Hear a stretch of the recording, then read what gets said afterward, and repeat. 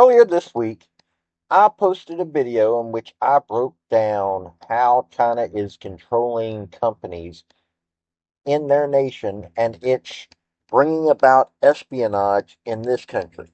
I already broke that down, and this was geared towards Google AI. Now, this Senate hearing and the questions asked by Senator Mike Lee and the people he's asking the questions of are explaining how this is happening in the Department of Energy at our national labs. Oh, and with the help of the Democrats. But I hate to tell you, I hate to say this if you think, oh, well, there are uniparty Republicans that are helping this happen as well. I would love to know who is getting paid by the Chinese. I really would. Because I know that there are Republicans getting paid by the Chinese. There are Republican politicians in this country getting paid by the Chinese. So, this is how they are stealing our secrets. Secrets that you and I are paying for via our tax dollars. So, I want you to hear this. And by the way, folks, if you like, learning what the truth is of what's going on out there, hey, hit subscribe down there. I've got far more people watching my videos than are subscribed. And I really would like to grow so I can get to the point that I can start getting politicians on my channel so I can interview them myself. So here we go. Howdy, y'all. This is Paul, the Redneck Thinker. What we have here is a channel to communicate. I want you folks to be thinking by the time you leave my videos. Why? Because I'm tired of people talking via what other people tell them to think. So, watch my video and enjoy the chance to think for yourself.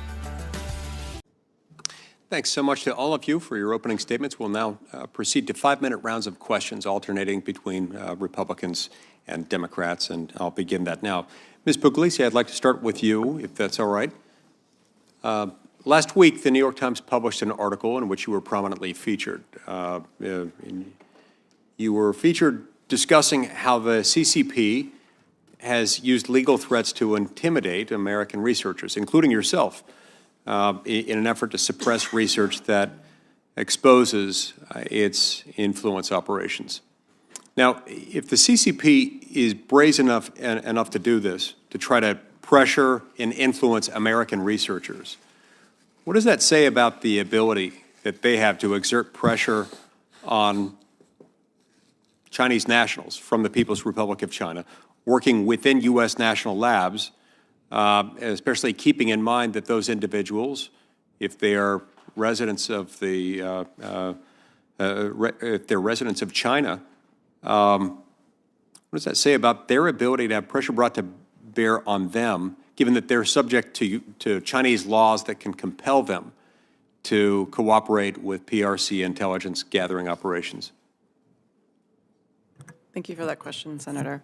I think, it really highlights a disturbing trend, right? I believe that, we've talked a lot about the hope was that as we moved forward with engagement and collaborations that China would change and its laws and rules and norms would become more like our own.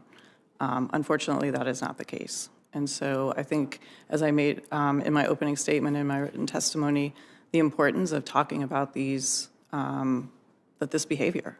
And that if we ignore the pressures that these scientists and students are under, we really do them a disservice and we do our own society a disservice, because then we become more like them. But it really, I think highlights as well that it's really hard, for us to understand that kind of pressure, and that we need to put in place those guidelines to both foster those collaborations, but also to protect that technology and to ensure that that doesn't happen. But needless to say, the pressure that can be brought to bear on Chinese nationals at these labs is immense. Yes, it is. And I think it highlights, as we've seen over the past year, the articles and stories about kind of extra-legal behavior, not only for scientists, but on different campuses of, China's actions.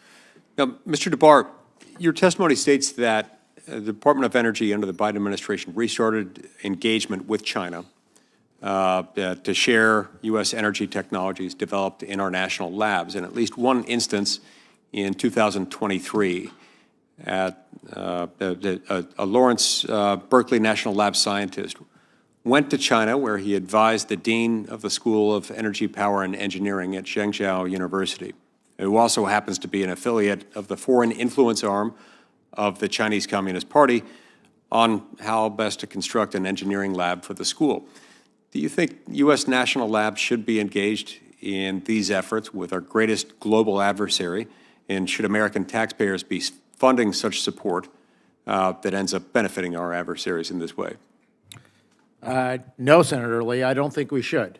They've been very clear that they want to dominate the tech space.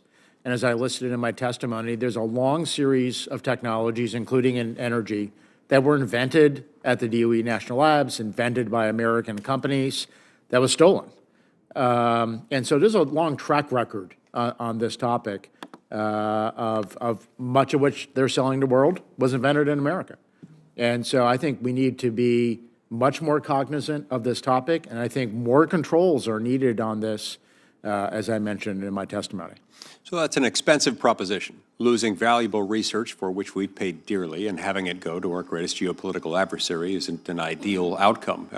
Quite far from it. This can have devastating consequences. Now, Section 436 of the FY 2025 Intelligence Authorization Act, which barred foreign nationals from adversarial nations from accessing our national laboratories, received unanimous approval from the Senate Select Committee on Intelligence by a vote of 17-0. But it was blocked from the National Defense Authorization Act due to opposition from the former chairman of this committee. The provision included a waiver process allowing exceptions when the Secretary of Energy determined the national or economic security benefits outweighed the risks. Now, given these strong bipartisan concerns, would you support enacting similar safeguards to protect our most sensitive research while allowing for limited high-level exceptions? I would, Senator. Obviously, it's a bipartisan topic. The way the current DOE order is written, that was done when I was undersecretary, basically required sign-offs to have any Chinese interaction.